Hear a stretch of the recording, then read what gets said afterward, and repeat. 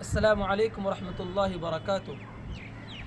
حضرت عائشہ رضی اللہ تعالی عنہ سے مروی ہے کہ رسول اللہ صلی اللہ علیہ وسلم نے ارشاد فرمایا، یحشر الناس یوم القیامت حفاتا عراتا غرلا۔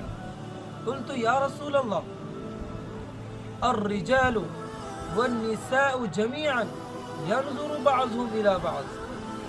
قال يا عائشة الأمر أشد من أن ينظر بعضهم إلى بعض۔ اللہ کے رسول نے فرمایا کہ کل قیامت کے دن لوگوں کو میدان حشر میں جمع کیے جائیں گے، برہنہ ہونے کی حالت میں، ننگے پیر ہونے کی حالت میں اور بغیر ختنہ کیے ہوئے۔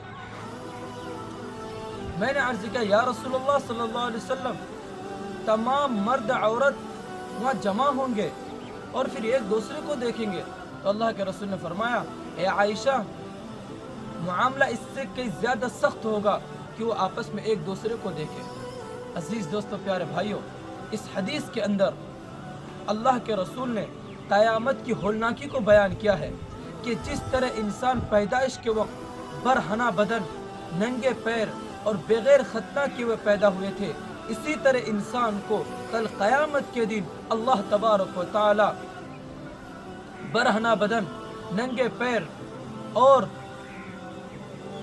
بغیر ختنہ کیے جمع کریں گے۔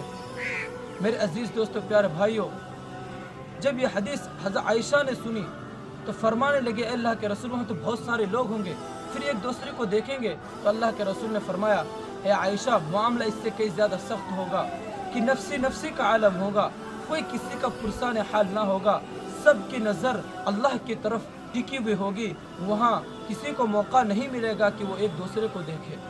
عزیز دوستو، قیامت کے ہولناک بہت زبردست ہے، اس سے ہمیں اپنے اوپر کمی کرنے کے لیے اور اپنے اوپر رحم کرنے کے لیے ہمارے لیے ضروری ہے کہ اللہ تبارک و تعالیٰ کو ہم راضی کر لیں، اللہ کے رسول کے بتائے ہوئے طریقے پر چلے، تاکہ اللہ تبارک و تعالیٰ کل قیامت کے دن ہمارے ساتھ بھی اور آپ کے ساتھ بھی آسانی کا معاملہ فرمائے اور اپنے عرش کے سائے میں ہمیں بھی اور آپ حضرات کو بھی جگہ نصیب فرمائے۔